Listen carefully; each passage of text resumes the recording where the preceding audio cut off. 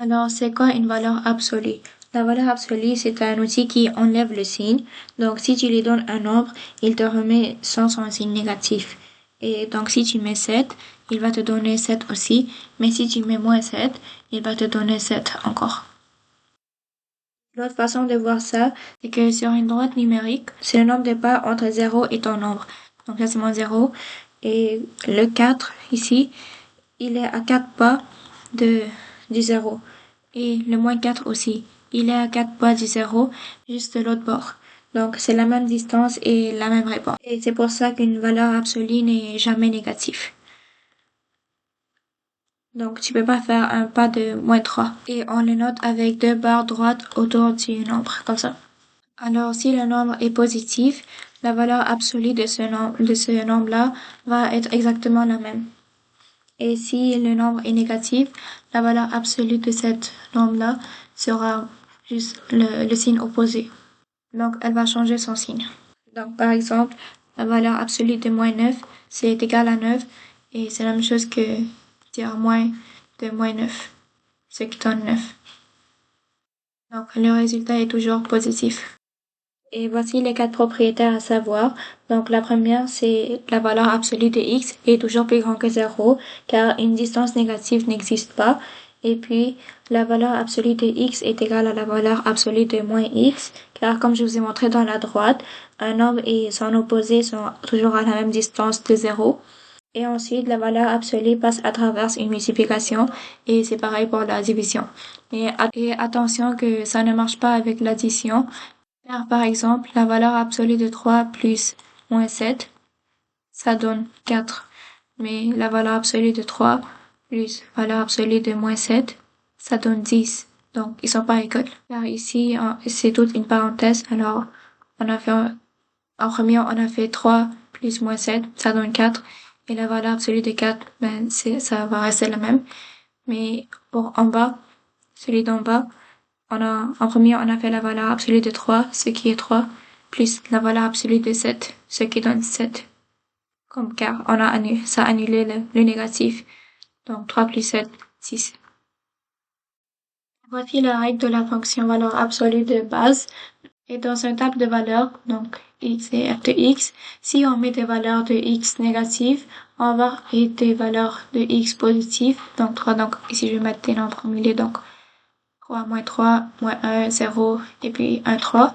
On va voir que le résultat de ça, mais moins 3, la valeur absolue de moins 3, c'est 3, puis 1, 0, 1, 3. On voit que la même chose se répète des deux côtés.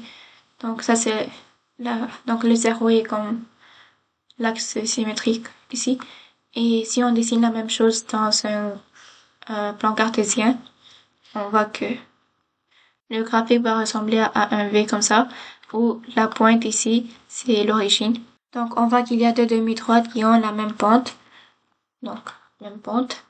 Et celle du gauche a une pente de moins 1, tandis que celle de droite a une pente de plus 1. Et aussi, c'est symétrique par rapport à l'axe des Y. Alors, le domaine de cette fonction-là, c'est tous les réels. Et l'image de cette fonction est de 0 à l'infini, comme ça, à tous les positifs infinis. Donc, on va s'arrêter ici. Donc, de là à tout jusqu'à l'infini. Et ça, c'est la forme canonique de la même fonction. Et on voit qu'il y a trois lettres et les trois ont un rôle. Donc, premièrement, le H et K, ils sont le sommet du fonction. Donc, la pointe du V, donc, où c'est tout symétrique. Et attention au signe de H. Donc, par exemple, si on avait X moins 5, donc le H sera plus 5 et non moins 5, car le H est toujours l'opposé de ce que tu vois écrit. C'est à cause du signe négatif ici. Ensuite, le A, il contrôle l'ouverture et le sens. Donc, si le A était plus grand que 0, donc positif, la ouverture sera en haut, vers le haut comme ça, et le sommet sera au minimum. Donc, la plus petite valeur de cette fonction-là, ça sera au sommet ici. Et si le A était négatif, ben, l'ouverture sera en bas comme ça, et le sommet, ça sera au maximum. Donc la plus grande valeur de cette fonction, ce sera le sommet. Et plus la valeur absolue de A est grande, plus le V va être étroit et serré comme ça. Et si la valeur absolue de A est entre 0 et 1, l'ouverture, le V sera plus ouvert comme ça. Ensuite, pour le domaine de cette fonction-là, c'est toujours tous les réels. Et puis, l'image, c'est de K, donc le K ici,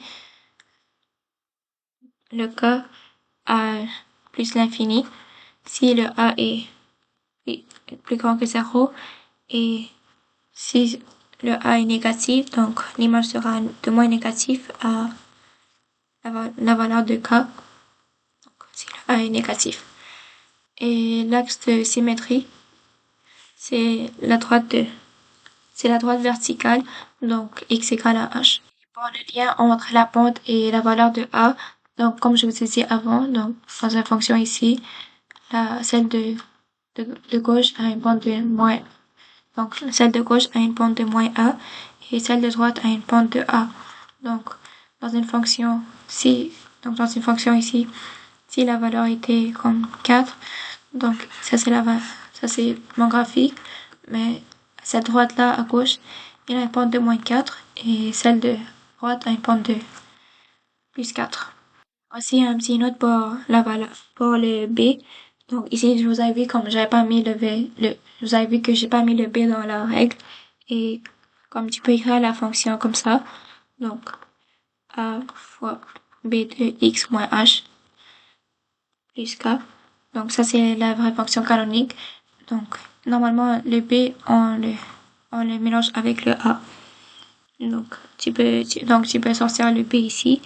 Et quand on le sort, mais attention que, comme si le B était comme moins 5, et si on veut le multiplier par le A, on va faire A fois 5 et pas moins 5, car le B est à l'intérieur de la valeur absolue.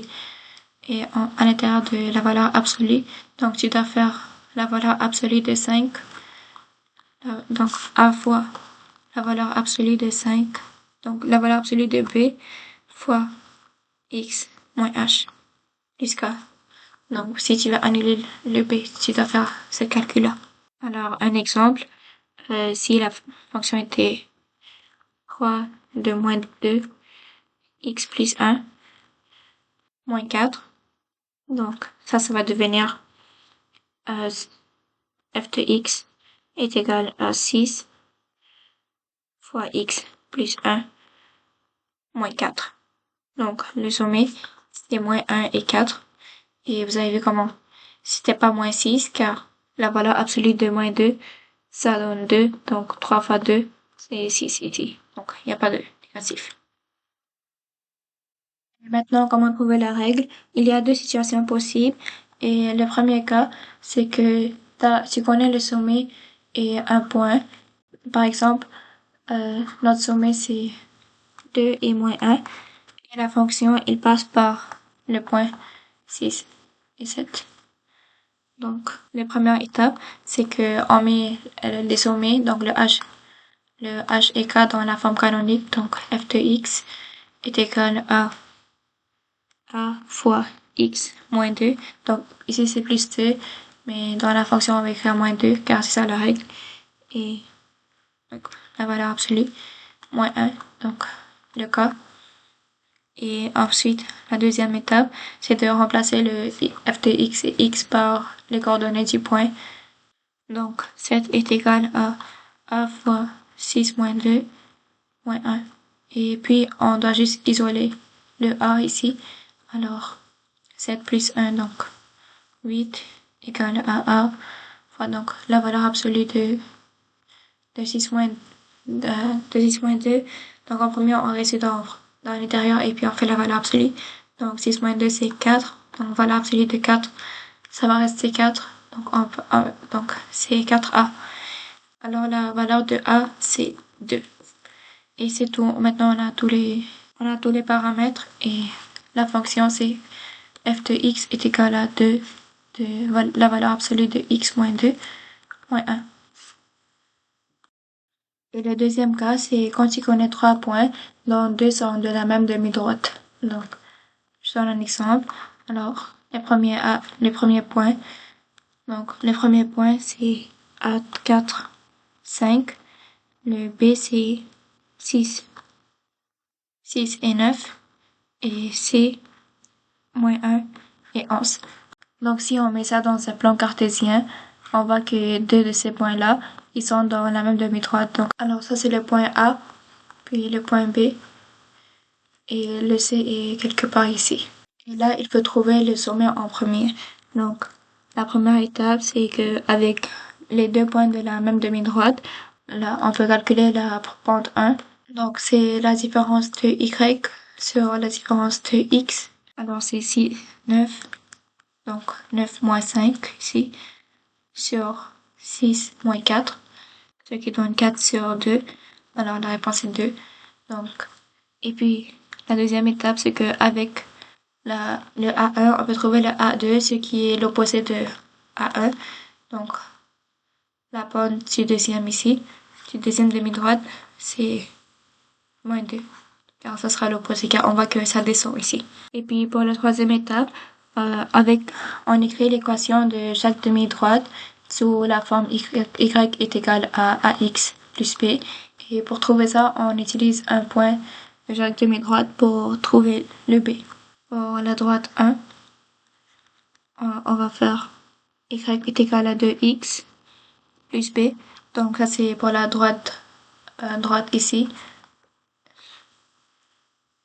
Donc 5, on va utiliser ce point-là. Donc 5 est égal à 2 fois 4 plus b. Alors le b est égal à moins 3 ici. Donc la formule c'est y est égal à 2x moins 3. Ensuite pour la deuxième droite ici, celle-là, on va faire la même chose. Donc y est égal à moins 2x plus b. Pour ça on va utiliser ce point-là. Donc 11 est égal à moins 2x fois moins 1 plus b, ce qui donne b est égal à 9.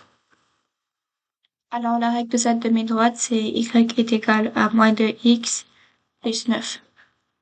Ensuite, la quatrième étape, c'est de résoudre le système des deux droites ici. Donc l'intersection, c'est le sommet. Alors, on va faire ces deux égales. Donc 2x moins 3 est égal à moins 2x plus 9. Ce qui donne, comme si on fait tous les calculs, à la fin, ça va donner x est égal à 3. Donc, après, pour trouver le y, donc le k, donc puisque c'est le x du sommet, ça veut dire que ça c'est le h, donc h est égal à 3. Et puis pour le y, ce qui est le k, on remplace le x ici par 3, donc 2x, donc 2 fois 3, moins 3, ce qui donne 3. Alors le sommet, c'est 3, 3. Puis on fait la même chose qu'on a fait pour le premier cas. Donc, c'est étape 5. Alors, on remplace un des points dans l'équation. Alors, 9 est égal à A de 6 moins 3 plus 3.